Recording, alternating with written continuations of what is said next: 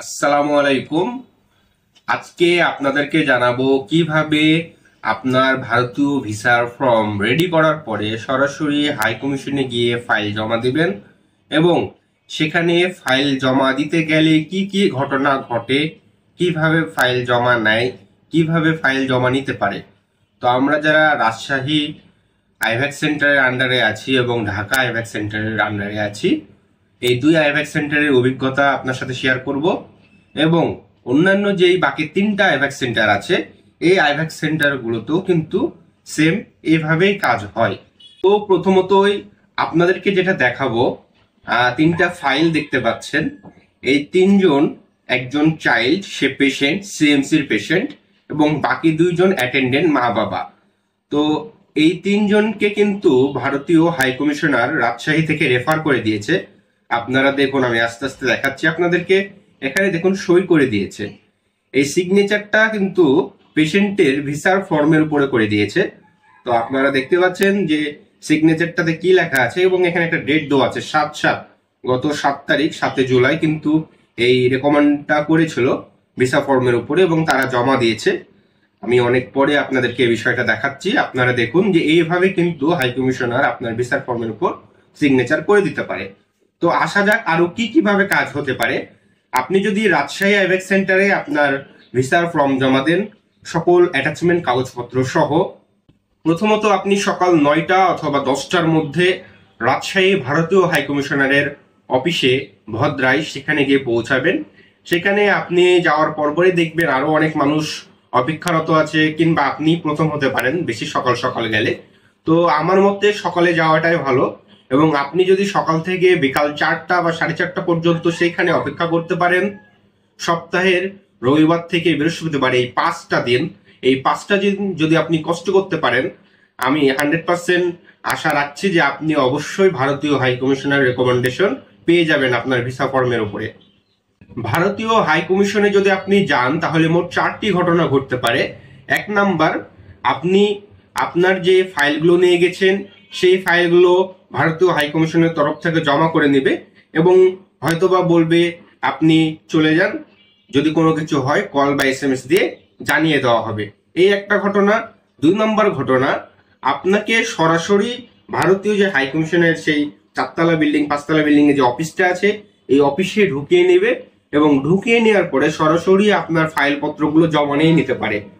এবং 3 নম্বর যে ঘটনাটা ঘটে, আপনি যখন ফাইলগুলো জমা দিতে যাবেন ভারতীয় হাই কমিশনার সেখানে সরাসরি একটা সিগনেচার মেরে দেয় আপনার ভিসা ফর্মের উপরে এবং বলে যে আপনি রাজশাহী আইভ্যাকে বর্ণালী মোড়ে গিয়ে আপনার ফাইলটা জমা করিয়ে দেন এখনই। অথবা আরো একটা কাজ হতে পারে, সেটা হচ্ছে আপনার ফাইলপত্র জমা নেওয়ার পরে চেক করার পরে হাই কমিশনার আপনাকে তখনই মুখে মুখে বলে দিল যে অমুক দিনে আপনি আপনার ফাইলগুলো নিয়ে বর্ণালী মোড়ে রাজশাহী আইভ্যাকে চলে যাবেন। তো এই 4টা ঘটনার মধ্যে যে কোনো একটা ঘটনা আপনার সাথে ঘটতে পারে যদি আপনি ভিসা ফর্মগুলো, আপনার ফাইলগুলো হাই কমিশনের জমা নেই। তো যতক্ষণ না আপনার কাগজপত্রগুলো হাই কমিশনে জমা করতে পারছেন ততক্ষণ আর কি শান্তি নেই। তো আপনি যদি 5টা দিন সেইখানে কঠোর পরিশ্রম করতে পারেন, আপনি যদি সেখানে ধর্ণা দিতে পারেন, হাই কমিশনের দৃষ্টি আকর্ষণ করতে পারেন, তাহলে কিন্তু অবশ্যই আপনার ফাইলপত্রগুলো হাই কমিশনে জমা দিতে পারবেন এবং একবার না একবার ঠিকই কাজ হবে। এমনও হয় যে আপনি আপনার কাগজপত্রগুলো জমা দিয়ে এসেছেন, হাই কমিশনার থেকে চলে যেতে বলেছে, চলে যান। সেখানে আপনি সাথে সাথে না চলে গিয়ে আপনি আরো কিছুক্ষণ অপেক্ষা করতে পারেন, 1 ঘন্টা বা 1.5 ঘন্টার মতো অপেক্ষা করতে পারেন। কারণ অনেক সময় দেখা যাচ্ছে ফাইলপত্রগুলো ভিতরে নেয়ার পরে আবারও রিকল করে যে অমুক জন আছে কিনা। তো বাই চান্স যদি আপনার নাম ধরে ডাকার সম্ভাবনা থাকে, আপনি যদি ক্যান্সার পেশেন্ট হন, সার্জারি পেশেন্ট হন, তাহলে কিন্তু অবশ্যই সেখানে আপনি অপেক্ষা করবেন। ফাইলপত্র জমা দেওয়ার পরে যদিও হাই কমিশন থেকে বলে যে চলে যান, কিন্তু আপনি সাথে সাথে চলে যাবেন না, অন্তত 1-1.5 ঘন্টা অপেক্ষা করবেন। ভারতীয় হাই কমিশনে যখন গড়ভাবে যারা আসে 50 জন 100 জন প্রতিদিনই আসে, যখন গড়ভাবে সবার ফাইল জমা নিয়ে নেবে তখন কিন্তু সাথে সাথে রিকল অনেকজনকেই করে না। পরবর্তীতে হয়তো বা হাতে গোনা 2 জন 3 জন 4 জন বা এরও অধিক হতে পারে কল করে কিংবা SMS করে যে আপনারা অমুক দিনে গিয়ে ফাইল জমা দিবেন।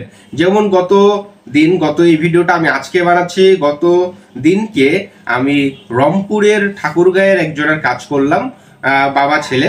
তো তাদেরকে ফাইলপত্র জমা নেওয়ার পরে সন্ধ্যার সময় কল করে বলা হয়েছিল যে আপনারা আগামী 20 তারিখে 20 জুলাই জমা দিবেন। তারা কিন্তু ফাইল জমা দিয়েছে, গতদিন 13 জুলাই ছিল, 13 জুলাই ফাইল জমা দিয়েছে এবং 20 জুলাই হচ্ছে তাদেরকে বলেছে আপনারা আপনাদের কাগজপত্র রেডি করে বর্ণালী আইভ্যাকে জমা দিবেন। তো তাদের ফাইল জমা নেওয়ার পরে, হাই কমিশনে ফাইল জমা নেওয়ার পরে কিন্তু সন্ধ্যা নাগাদ তাদেরকে কল করে জানানো হয়েছে আপনারা কবে জমা দিবেন। তো সবার ক্ষেত্রে কিন্তু কল বা SMS নাও করতে পারে। সেক্ষেত্রে যদি কোনো রকম রেসপন্স ফাইল জমা দেওয়ার পর না পান, 1 দিন কিংবা 2 দিন থামার পরে আবারও রাজশাহী আইভ্যাকে গিয়ে পুনরায় আপনার যে কাগজপত্রগুলো আছে জমা দিতে হবে। তো এই ছিল রাজশাহী আইভ্যাকের অবস্থা। আপনারা যদি ঢাকা আইভ্যাকের কথা চিন্তা করেন যে ঢাকা আইভ্যাকে গিয়ে ফাইলপত্র জমা দেবো, তো ঢাকা আইভ্যাকে ফাইলপত্র জমা দেওয়া খুবই ইজি। হাই কমিশনের যে অফিস আছে নেটে সার্চ দিলে আপনারা পাবেন, পার্ক রোড বাড়িধারা সম্ভবত। তো সেইখানে গিয়ে আপনাদের কাগজগুলো জমা দেবেন। যেভাবে একটা ভিসার কাগজ রেডি করা লাগে পার্ট বাই পার্ট, আপনাদের কাছে যদি চেকলিস্ট না থাকে আমাকে জানাবেন। কিভাবে সাজাবেন যদি না জানেন আমাকে জানাবেন, আমি আপনাদেরকে হোয়াটসঅ্যাপে দিয়ে দেবো। আমার হোয়াটসঅ্যাপ নাম্বার কিন্তু ভিডিও ডেসক্রিপশন বক্সে থাকে, ভিডিওতে কিংবা কমেন্ট বক্সে দেওয়া সম্ভব হয় না। তো আপনাদের যদি এই রিলেটেড ভারতীয় হাই কমিশনে কিভাবে ফাইল জমা দেবেন, কিভাবে কাগজপত্র রেডি করবেন, কিভাবে ভিসা ফর্ম পূরণ করবেন, কিভাবে মেডিকেল অ্যাপয়েন্টমেন্ট নিয়ে আসবেন, এই সংক্রান্ত যে কোনো কাজ যদি থাকে বুঝতে না পারেন তাহলে আমাকে জানাতে পারেন। সেক্ষেত্রে আমি সর্বোচ্চ সহযোগিতা করে আপনার ফাইলটা কিভাবে প্রসেস করলে, কিভাবে ডাইরেকশন দিলে জমা হয়ে যাবে এবং আপনি কল পাবেন, সেই প্রক্রিয়াগুলো আমি করে দিতে পারবো। তো ঢাকা আইভ্যাকে যখন আপনি ফাইল জমা দিতে যাবেন, সেইখানে একটা বক্স করা থাকে, একটা নির্দিষ্ট একটা জায়গায় থাকে। সারাদিনে যত মানুষ কাগজপত্র জমা দিতে আসে সেই জায়গায় গিয়ে তারা সেখানে কাগজপত্রগুলো ড্রপ করে আসে এবং এইখানে ড্রপ করার পরে মোটামুটি 90% কাজ হয়। ঢাকা ভিসা অফিসে হাই কমিশনের যে দপ্তর, এই দপ্তরে যদি আপনি কাগজপত্রগুলো জমা করিয়ে দিয়ে আসেন, সেখানে 90% কাজ হয়। আপনার রোগের উপরে, আপনার কাগজপত্রের উপরে নির্ভর করে আপনাকে রিকল করবে কি করবে না। তো ঢাকাতে জমা করে দিয়ে আসার পরে হয় রাত্রে কিংবা পরের দিন। গত ঈদের আগে আমি বেশ কিছু কাজ করেছিলাম। তারা জমা করে দিয়ে আসার পরে মোটামুটি একজনকে 10 দিন পরে, একজনকে 13 দিন পরে রিকল করেছিল যে আপনার এই ফাইল যেগুলো জমা দিয়েছেন আপনি সরাসরি গিয়ে ঢাকা আইভ্যাকে জমা করান যমুনা ফিউচার পার্কে। তো ঢাকাতে জমা দিলে কাজ হয়, হয়তোবা সেটা ইনস্ট্যান্ট হয় কিংবা বেশ কিছুদিন পরে হয়, কিন্তু ঢাকাতে কিন্তু রাজশাহী বা রংপুরের মানুষজন খুব একটা জমা দিতে যাবেন না, কারণ আপনাদের জোন হচ্ছে রাজশাহী। আর ঢাকাতে যারা জমা দেয় তারা হচ্ছে ঢাকার বিভাগের, বরিশাল বিভাগের এবং আদার্স যেগুলো বিভাগে আইভ্যাক বন্ধ আছে সেগুলো বিভাগের জন্য Dhaka IVAC, Dhaka visa office. তো এই ছিল ঢাকাতে আপনি যদি জমা দেন তাহলে ঢাকাতে কাজ হয়। ফাইল জাস্ট ড্রপ করে দিয়ে চলে আসবেন। যদি দেখেন যে 7 দিনের মধ্যে কোনো রেসপন্স করছে না, 7 দিন পর আবার ফাইল ড্রপ করাবেন। তো আমার মতে সেটা 5 দিন পর করালেই হয়। 5 দিন পর আপনি ফাইল ড্রপ করবেন। আশা করা যায় এই ড্রপ করতে করতে আপনাকে কিন্তু রিকল করবে, SMS দিবে বা কল দিবে জমা করার জন্য ঢাকা আইভ্যাকে। তো আমি কিন্তু রাজশাহী আইভ্যাক থেকে ভিডিও বানাই, প্রতিদিনই রাজশাহী আইভ্যাকের ভিডিও দিই এবং রাজশাহী হাই কমিশনার যেখানে বসে সেইখানে আমি গত ঈদের আগে বেশ কয়েকবার গেছি। সেখানকার যে আবহাওয়া, সেখানে কিভাবে ফাইলপত্র জমা নিচ্ছে, এই সকল বিষয়গুলো চেকিংয়ে রাখছি এবং ঈদের পরেও বেশ কিছু মানুষকে আমি সেখানে পাঠিয়েছি যাদের ইনস্ট্যান্ট কাজ হয়েছে। তবে মনে রাখবেন, যাদের গুরুতর সমস্যা যেমন সার্জারি পেশেন্ট, কার্ডিয়াকের পেশেন্ট, ক্যান্সার, এই পেশেন্টগুলোকে কিন্তু খুব দ্রুত রেকমেন্ডেশন করে দেয় ভারতীয় হাই কমিশনার রাজশাহী থেকে এবং আদার্স হাই কমিশনারগুলো থেকে কিন্তু খুব দ্রুত রেকমেন্ডেশন করে দিবে এই সকল পেশেন্টকে। রেকমেন্ডেশনের ক্ষেত্রে আপনারা একটা জিনিস খেয়াল করবেন, আপনি যখন সেখানে যাবেন, দাঁড়াবেন, অপেক্ষা করবেন, হাই কমিশন থেকে কোনো স্টাফ বা হাই কমিশনার নিজে আসবে, আপনাদের কাগজপত্রগুলো নিয়ে ভিতরে প্রবেশ করাবে কিংবা গেটের সামনে আপনাদের সাথে কথা বলবে, তখন আপনার সমস্যাটা নিয়ে কিন্তু আপনাকে উচ্চস্বরে কথা বলতে হবে। উচ্চস্বরে মানে আপনার সমস্যাটা যে আসলে সমস্যা, এটা তো হাই কমিশনার গেটের ওপার থেকে কিন্তু বুঝতে পারবে না।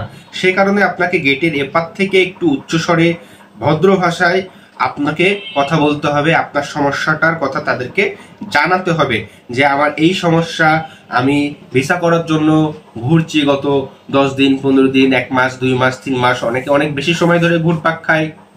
তো এই জিনিসটা যখন তাদেরকে জানাবেন, তাদের কান পর্যন্ত যখন এই জিনিসটা যাবে, তখন কিন্তু তারা এই বিষয়টাকে গুরুত্ব সহকারে দেখবে এবং আপনাকে কিন্তু আলাদাভাবে ডেকে নিতে পারে। এছাড়াও যারা একটু ডিসএবল দেখে তাদেরকে আলাদাভাবে ডেকে নেয় হাই কমিশন থেকে। এছাড়াও যাদেরকে দেখে যে মোটামুটি বৃদ্ধ কিংবা চাইল্ড, ছোট বাচ্চা, এই ফাইলগুলোকে কিন্তু দ্রুত রেকমেন্ডেশন করে। তো সর্বোপরি আপনার যদি মিডিয়াম বা গুরুতর যেটাই সমস্যা থাকুক না কেন, আপনাকে কিন্তু হাই কমিশনারকে সেটা জানাতে হবে। যদি জানাতে পারেন কোনোভাবে উচ্চস্বরে কথা বলে বা একটু জোরে কথা বললেন যে আমার এই সমস্যা, আমি অমুক বলছি, এখান থেকে এসেছি, আমি অনেকদিন ধরে ঘুরছি ভিসার জন্য। তো এইরকম যদি আপনি হাই কমিশনারের দৃষ্টি আকর্ষণ করতে পারেন তাহলে কিন্তু কাজ হয়ে যাবে। তো আপনি ফাইল জমা দেওয়ার পরে আপনাকে ডাকতে পারে, নাও ডাকতে পারে, আবার সরাসরি তখনই সিগনেচার করে দিতে পারে এবং বলতে পারে যে বর্ণালীতে এসে জমা দেন। আবার অনেক সময় সেইখানেই ফাইল জমা নিয়ে নেয়, ফিঙ্গারপ্রিন্ট নিয়ে নেয়, পেমেন্ট নিয়ে নেয়। তো ফাইল জমা দেওয়ার ক্ষেত্রে একটা বিষয় খেয়াল করবেন, আপনি ভিসা ফর্মে যে নাম্বারটা ইউজ করেছেন সেই নাম্বারে নগদ অথবা রকেট অ্যাকাউন্ট থাকতে হবে। কারণ আপনার যখন ফাইলপত্রগুলো জমা নেবে, পেমেন্ট কিন্তু আপনার নাম্বারের নগদ অথবা রকেট অ্যাকাউন্ট থেকেই পেমেন্টটা কিন্তু রিসিভ করবে হাই কমিশনে। সো আপনাকে এই বিষয়টা খেয়াল রাখতে হবে। হ্যান্ড ক্যাশ কিন্তু রাজশাহী আইভ্যাকে রিসিভ করে না, অনলাইন ট্রান্সফার নগদ বা রকেটের মাধ্যমে কিন্তু রিসিভ করে। আর ঢাকা আইভ্যাকে হ্যান্ড ক্যাশ রিসিভ করে, আবার নগদ রকেটের মাধ্যমেও টাকা রিসিভ করে। তো বেশিরভাগ আমার যেটা জানা আছে হ্যান্ড ক্যাশ ঢাকা আইভ্যাকে নেয়। তো এই ছিল রাজশাহী এবং ঢাকা আইভ্যাকে কিভাবে হাই কমিশনারে গিয়ে আপনার কাগজপত্র জমা দিয়ে আপনার উদ্দেশ্য হাসিল করবেন এবং রেকমেন্ডেশন পেয়ে বেশি টাকা খরচ না করেই মাত্র 830 টাকা ভিসা ফি দিয়ে কিভাবে হাই কমিশনে ফাইল জমা দিবেন। তো ধন্যবাদ সবাইকে সম্পূর্ণ ভিডিওটি দেখার জন্য। আগামীতে রাজশাহী আইভ্যাকের ভারতীয় ভিসা হাই কমিশনের যে অফিস, এই অফিসে কিভাবে ফাইল জমা দিবেন এই সংক্রান্ত আরও আপডেট তথ্য থাকলে আপনাদেরকে দ্রুত আমি জানিয়ে দেব। পরবর্তী ভিডিও দেখার জন্য অবশ্যই আমার চ্যানেলটি সাবস্ক্রাইব করে দিয়ে রাখুন। ভিডিওটি ভালো লাগলে লাইক এবং কমেন্ট করে অবশ্যই জানাবেন কেমন লাগলো। ধন্যবাদ। আসসালামু আলাইকুম।